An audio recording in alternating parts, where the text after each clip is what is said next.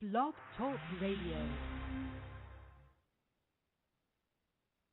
This is Bostonred on the World, our international affairs program, and a new series of episodes called The News in 10. It is now, let me get the time here, Greenwich Mean Time, it is 9:38 as we pre-record this. We'll be coming up at 10 o'clock GMC time. Nonetheless, in Egypt, and you'll hear a summary when we finish here from Al Jazeera, the BBC, of the news, but basically in Egypt the struggle continues between the military government after the coup and supporters of the deposed President Mohamed Morsi. Numbers of people have been killed, as the report said. Close to 100 or more have been killed there. The one factor that stands out, due to the amount of military aid from the U.S. to the Egyptian government, that the U.S. pretty much calls the shots of the Egyptian military, thus calling the shots of the commander there, El-Sisi. Thus, the bloodshed could end there at any time.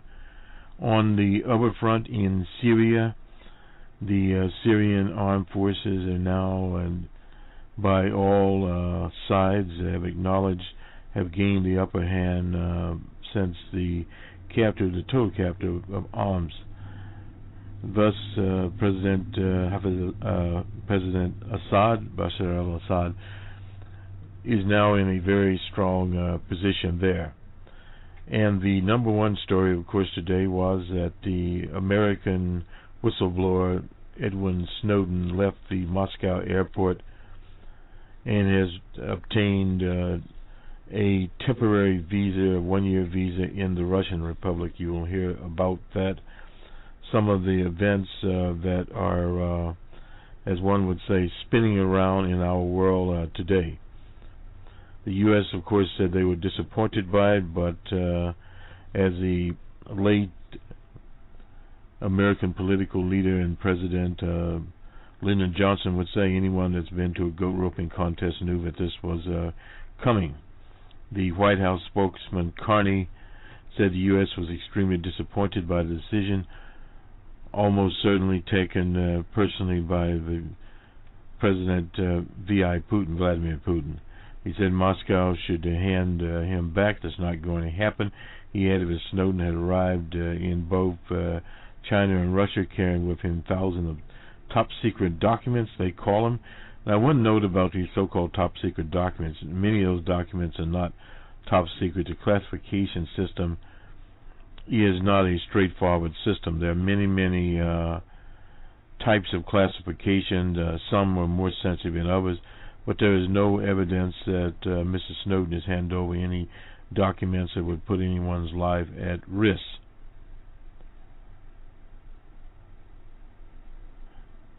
He went on to say, this is the president's spokesman, but simply the possession of that kind of highly sensitive classified information outside of secure areas is both a huge risk and a violation. Well, obviously a violation.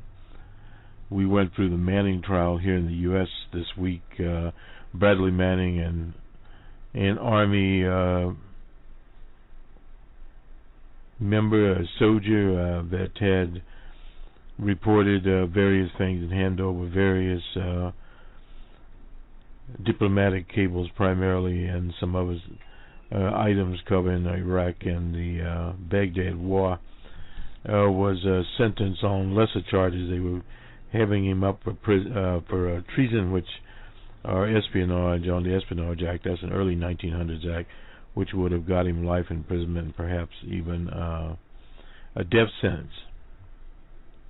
So thus, Mr. Snowden has moved away. His attorney there, Anatoly Kromitsky, said the Federal Migration Service had granted him a temporary asylum for 1 year. So thus he has left to find some place, no doubt, on the protection of the Russian security services.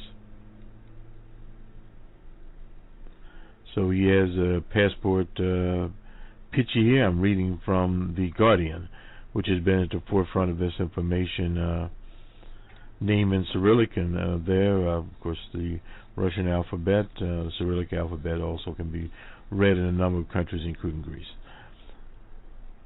This gives him the right to temporary asylum on territory of the Russian Federation.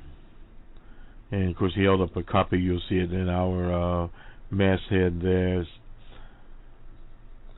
Security officials said Snowden officially crossed the border into Russia from the airport transit zone at about 3 p.m. local time. Russia has apparently not informed the U.S. of the move in advance. The state TV channel 24 showed a photograph as he departed in a gray unmarked car. It was reportedly left in a taxi cab, but not to be the case. He's wearing a trademark gray shirt, carrying a black backpack. And he was with Sarah Harrington. She's the WikiLeaks representative who accompanied him there.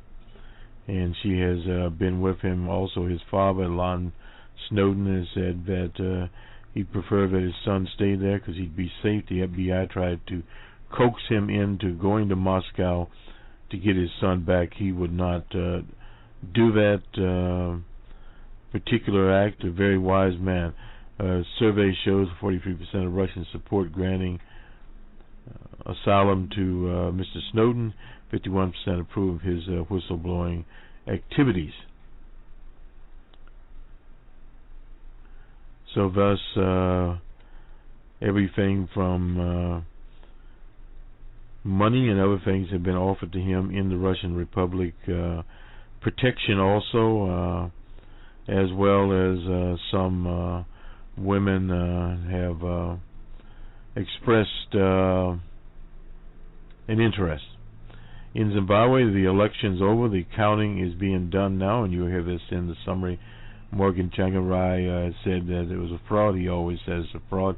He is the prime minister, and that struggle goes on in Zimbabwe. It's been going on for quite some time. In the U.S., across the U.S. from New York to St. Louis to Kansas City to Flint, Michigan, and various other places, fast food workers, those are workers that do cheap carry-out food, are on strike.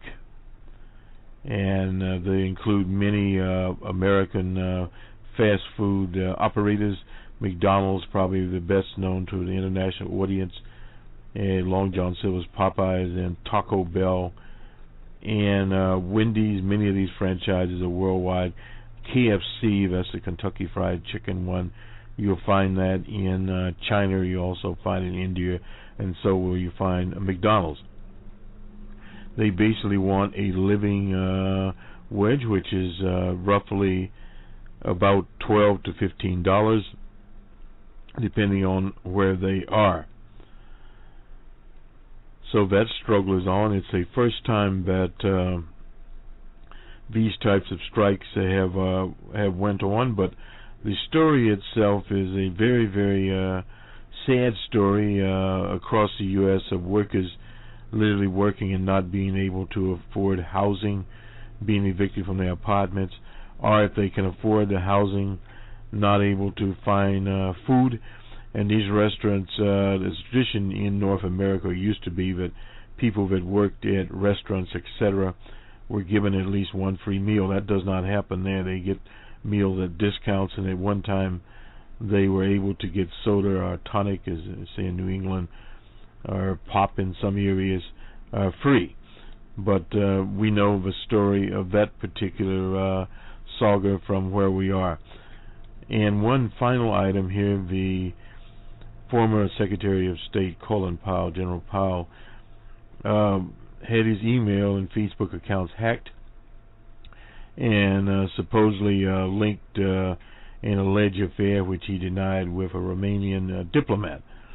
We'll have more of that on our Friday Jobber program later today.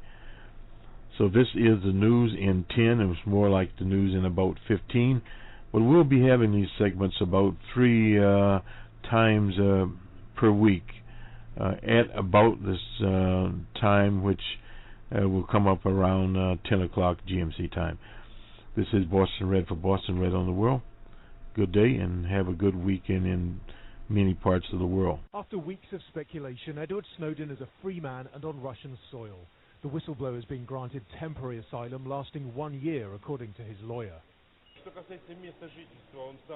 Concerning his place of residence, he chooses himself. He can live in a hotel or an apartment. As he's one of the most wanted people on earth, he'll be making sure his place of residence is absolutely safe. The 30-year-old arrived at Moscow's Sheremetyevo airport from Hong Kong on the 23rd of June. Since then, he's been stuck in the transit zone after the United States revoked his passport. He initially planned to fly on to Latin America, where 3 countries say they'd offer him asylum. But later, appearing alongside human rights activists, he admitted fears of being detained on the way were keeping him in Moscow. I believe that the legal means to stay in Russia safely, to attempt to move to Latin America, is to request asylum in the Russian Federation. Snowden, a former systems analyst at the National Security Agency, faces felony charges after leaking details of vast surveillance programs. The US government's assured Moscow he would not face the death penalty if extradited, but all along Russia's refused to hand him over. If he wants to stay here, there is one condition. He must stop his activities aimed at inflicting damage on our American partners, no matter how strange it may sound, coming from my lips. On Sunday, Snowden's father told US television he'd be happy for him to stay in Russia. And I believe this from my heart, that Russia is the safest place for my son. And the fact is, if he chooses to spend the rest of his life there, I'm comfortable with that. But whether Russia will allow that and risk further angering Washington is far from clear. Nadine Barber, Al Jazeera. Have been posted outside, and once numbers have been verified nationwide, Zimbabwe's Electoral Commission will announce the presidential results. Officials from President Robert Mugabe's ZANU-PF party say they expect a landslide win. People in this neighborhood are just glad the voting process is over. Came election day, everything was okay. Even after election, we can see people are moving around doing their business peacefully. You see. So when I look at it, I say, this is wonderful. But Mugabe's rival, Prime Minister Morgan Tsvangirai of the Movement for Democratic Change Party, says the polls were not free and fair. Our conclusion has been that this has been a huge farce. The credibility of this election has been marred by administrative and legal violations which affect the legitimacy of its outcome. Outside the MDC headquarters in Harare, there were police in riot gear across the road, but no incidents were reported. Elsewhere, it was business as usual. Zimbabweans have been told that official results will only be announced by the Electoral Commission. Anyone who announces results on websites or on social media will be arrested. Some independent election observers say hundreds of thousands were turned away at polling stations and there were cases of vote rigging. The African Union and the regional body, the Southern African Development Community, say so far the process went smoothly. But until the final results are announced, there will likely be a lot of speculation, accusations, and counter-accusations. Haru Mutasa, Al Jazeera, Harare. In Cairo, funerals have been held across Egypt. But beyond Mohamed Morsi's supporters, there's little sympathy to be found for the majority of the dead. While families wept for the 80 people allegedly killed by security forces, most TV channels here covered the funeral of a policeman the Interior Ministry says died in the clashes. In the mainstream media now, the Muslim Brotherhood is often equated with terrorism, and violence against them is justified. The movement's political leaders say the military and businessmen are orchestrating a propaganda campaign, but that ultimately it doesn't matter. This was done during Nasser period, during Mubarak period, and to a little extent during Sadat period. And what come in the last, it is more support to Muslim Brotherhood.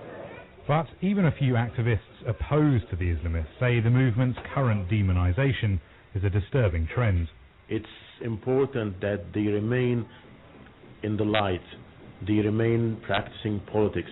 They have been removed already, but what are all these crazy calls for annihilating them in the media, in the official media and the private media that is owned by businessmen. Most of them were loyal to Hosni Mubarak. At the anti-military rule sit-in at Cairo's Rabaa al-Adawiya Mosque, pro-Morsi protesters chant for martyrdom and death to General Abdel Fattah al-Sisi. It's rhetoric such as this that the Brotherhood's political opponents say is so dangerous. I'm very much holding the Muslim Brotherhood responsible for this state of chaos. I can very much understand peaceful sit-in at this particular area in which you are expressing your points of views, but I cannot understand or even forgive this language of incitement that they're using day and night, claiming that they are the only ones who speak in the name of God, and telling their young people that if they go kill other Egyptian soldiers or even citizens, they are practicing jihad, and if they die, they would die as martyrs. Hatred is rife on both sides of Egypt's political divide, and with the current dehumanization of people for their political or religious views, the country's bloodshed is likely to continue. Al Jazeera, Cairo.